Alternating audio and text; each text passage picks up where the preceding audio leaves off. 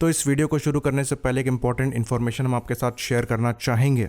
तो हमारे कई ऐसे व्यूअर्स हैं जिनके पास बहुत ज़्यादा समय नहीं होता है वीडियोस को देखने का, पर वो डिफेंस अपडेट्स के साथ अपडेटेड रहना चाहते हैं।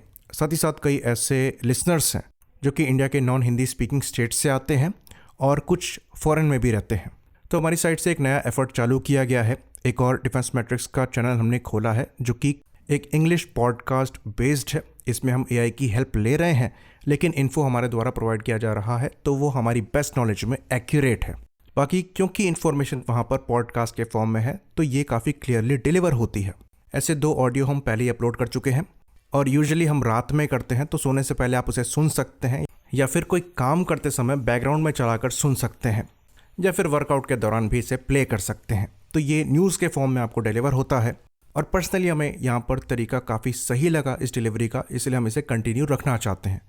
तो एक नया चैनल है जिसका लिंक हम आज इस वीडियो के डिस्क्रिप्शन में शेयर कर देंगे। साथ ही साथ स्पॉटिफाई में भी हमने चैनल खोला है जिसका लिंक इस वीडियो में शेयर कर दिया जाएगा।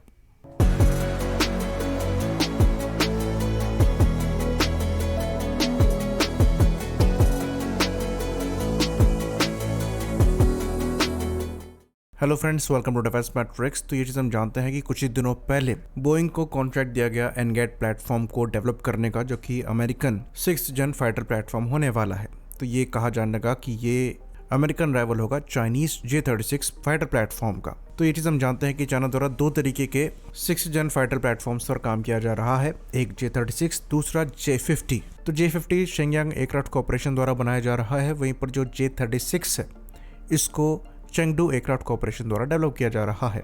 वहीं पर अमेरिकन साइड में जो F-47 है ये बोइंग द्वारा बनाया जा रहा है और एक और next generation fighter platform development में है जिसे FA-XX कहा जा रहा है।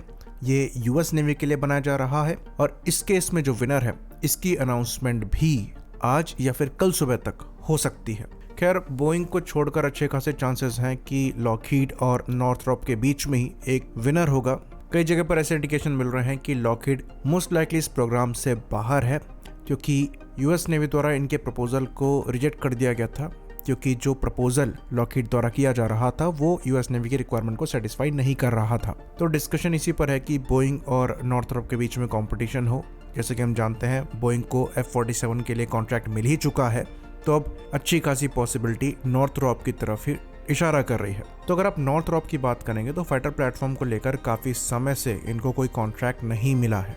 लास्ट यूएस नेवी द्वारा जो F-14 टॉमकैट्स यूज़ किए जाते थे ये नॉर्थरॉप द्वारा डेवलप किए गए थे। उसके बाद फिर यूएस एयरफोर्स के ATF कॉम्पिटिशन जो कि एडवांस्ड टैक्टिकल फाइटर को लेकर था, उसमें भी इनका जो YF-23 प्लेटफॉर्म है पार्टिसिपेट किया था, लेकिन लॉकहीड के YF-22 ने इसे डिफीट किया था। पर फिर भी आज भी YF-23 की काफ़ी ज़्यादा तारीफ होती है। ये माना जाता है कि कई मामले में ये F-22 रैप्टर से ज़्यादा एडवांस और स्टेल्दी था। बाकी एक और इंटरेस्टिंग चीज़ हम आपको बता दें कि यूएस नेवी ने YF-23 को कंसीडर भी किया था सर्विस में इंडक्ट करके F-14 टॉमकैट्स को रिप्लेस करने के लिए, पर कॉस्ट के चलते इस आइडिया को रिजेक्ट कर दिया गया था। फिर अल्टीमेटली बोइंग का ही FA-18 सुपर हॉर्नेट प्रिक्योर किया गया था और F-35 जो हैं लॉकहीड के प्रिक्योर किए गए थे, जिनसे यूएस नेवी बहुत ज़्यादा खुश फिलहाल नहीं है। तो एक तरीके से ये भी रीज़न हो सकता है लॉकहीड को पहले ही रिजेक्ट करने का। बाकी अगर आप FA-XX प्रोग्राम की हिस्ट्री की बात करें तो 2012 के अराउंड यूएस नेवी ने FA-XX प्रोग्राम को लेकर जो रिक्वेस्ट फॉर इंफॉर्मेशन है वो रिलीज़ करी थी, जिसके अंतर्गत मेनली एयर सुपीरियरिटी फाइटर मांगा गया था जो कि मल्टी रोल कैपेबिलिटीज़ के साथ आए, और ये मेनली FA-18 सुपर हॉर्नेट और EA-18 ग्राउलर्स को 2030 से रिप्लेस करेंगे। ये बात हम आपको बता दें कि ये जो नेक्स्ट जनरेशन फाइटर प्लेटफॉर्म होने वाले हैं इनके साथ ऑप्शनली मैन्ड कैपेबिलिटी देखी जा रही है, यानी कि ये पूरी तरीके से ऑटोनोमस ऑपरेशंस को परफॉर्म करने में सक्षम होंगे। तो कोई भी क्लियर डेफिनेशन यहाँ पर मेंशन नहीं करी गई है कि FA-XX को लेकर यूएस नेवी की क्या रिक्वायरमेंट है। कई जगह पर यह कहा जाता है कि नेटवर्किंग यहाँ पर एनहेंस करी जाएगी, जिसको लेकर AI based next generation sensor पहले ही बनाए जा रहे हैं। तो इसको लेकर हमने एक्स पर एक थ्रेड पोस्ट किया था। नॉर्थरॉप ग्रमन द्वारा ही NG इनसाइट डेवलप किया जा रहा है, जो कि फिलहाल यूएस एयरफोर्स द्वारा टेस्ट किए जा रहे हैं। तो ये बेसिकली AI को यूज़ करते हैं और सेंसर फ्यूज़न का काम करेंगे। साथ ही साथ कम्युनिकेशन ये GPS जैम्ड एनवायरनमेंट में भी कर सकते हैं और हैवी इलेक्ट्रॉनिक अटैक एनवायरनमेंट में भी कर सकते हैं। तो मल्टी डोमेन कम्युनिकेशन कैपेबिलिटी आपको यहाँ पर मिलेगी, जिसके अंतर्गत मैन अनमैन्ड सिस्टम्स जो हैं ये आपस में कनेक्टेड होंगे तो डिफरेंट सेंसर से आ रही इन्फॉर्मेशन को एआई फ्यूज करेगा और रिक्वायर्ड इन्फॉर्मेशन जहाँ जहाँ पहुँचानी है वहाँ पहुँचाएगा। तो यूएस नेवी का खुद प्रोजेक्ट चल रहा है, प्रोजेक्ट ओवरमैच के नाम से। तो ये नए सिस्टम्स जो हैं ये उन्हीं का एक्सपेंशन होंगे। तो नॉर्थरॉप द्वारा इस पर्टिकुलर फील्ड में खुद से ही अच्छी खासी प्रोग्रेस करी जा रही है। बाकी जहां तक रही बात जेट इंजन्स की, तो प्रैट एंड व्हिटनी और जनरल इलेक्ट्रिक द्वारा पहले से ही नेक्स्ट जनरेशन जेट इंजन्स पर काम किया जा रहा है एनगैट के लिए।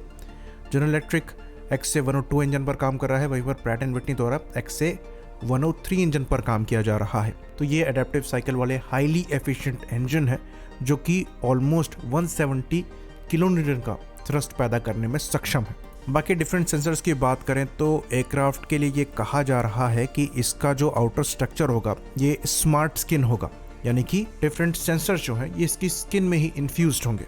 फिर डायरेक्ट एनर्जी वेपन्स और एनहेंस्ड वेपन कैरिंग कैपेसिटी इस प्लेटफॉर्म में होगी, जिसकी वजह से ये इंटरनली काफी सिग्निफिकेंट पेलोड को कैरी करने में सक्षम होगा।